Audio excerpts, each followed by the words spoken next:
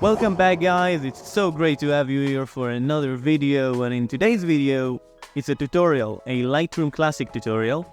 And it's a little funny because I use this program every single day. I edit photos every day, and I really do need to share a little more with you all and about it, how and why about certain things with Lightroom. So in today's video, 10 Lightroom tips that you need to know about. For tip number 1, it's a keystroke. You press backslash and you see before, press it again, you see the after edit. Very useful. I use it every single time. Okay, so you want to crop a photo within Lightroom, you press the crop tool and you see the grid. But sometimes this grid, the first grid, isn't what you want to see. So press the letter O on your keyboard to change the grid out. And I think there are some things that are very useful.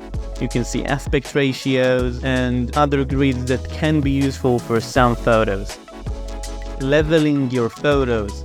Within the crop tool in Lightroom, there is a ruler, and you can use the slider to level your photos, or you can auto adjust it, which works perfectly fine most of the time. Or if you go just outside the image area, you can see a little arrow and you can adjust it accordingly. Your photo is now leveled and the horizons are straight. Okay, this is the brush tool within Lightroom. Go into masks, create a new mask and brush. I use it mainly to adjust certain things, right? I don't want this thing right here, the wall, to bother me, so I can do this. I can remove some of it, but it's a little too aggressive, maybe. And now I can change the exposure just so it's not as distracting in the final photo, in my opinion. And you can use it for all sort of different stuff, and it's very, very useful. This is another tool that is very useful if you shoot portraits, if you shoot cars, if you shoot any kind of subject. You go into masking, create a new mask and select subject. Lightroom's gonna basically use Adobe's AI, and it's gonna determine what is the subject and create a mask around it. You can invert the mask if you want to, and you can change certain things like a little bump to the exposure, and maybe a little bump to the shadows, change the color temperature a bit. You get the idea, right?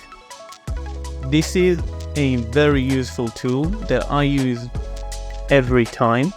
It's rating photos within your gallery. Basically, if I see a photo that I really do like, and I can press the numbers 1 to 5, like 1 is 1 star, then if you go in attribute menu in the grid view, you can change to see just 2-star images, just 1-star images, and it's very useful to pick your best work that way. If you want to see your photos a little bigger or a lot bigger depending on your screen size, you press the letter F on your keyboard and you're gonna see a full-size preview of your image. Another one which I constantly use is batch exporting. If I've done a session, right, a photo shoot, and I want to export all of my pics, right? So let's just press one of them and press the end of the session, right, with Shift and right click and export. You can batch export all of these, and it's very useful. Some of you may not have known this. Okay, this next one is golden. In the develop menu, you go as far down as you can and into calibration. This is camera calibration, and here you can change what Lightroom perceives as certain colors and hues, and it helps you to create a color which is unique. What it does basically is change the color value of the raw file. It changes how Lightroom perceives certain colors as. Okay, one last tip in Lightroom that I use constantly is the spot removal tool. There's a rock here that is a little distracting to my eye, so I want to remove it, right? You go into this thing right here, the band-aid, and there are a couple of selections. You can spot heal, you can clone, and you can content aware fill it. Let's change the size up, and let's try content aware, and it looks great. No more distractions in your photo, and that's it. Okay guys, this is it. This is today's video. Hope you learned something new, and if you did, leave a like and subscribe, and comment down below what are some videos that you want to see, tutorials, gear videos, whatever.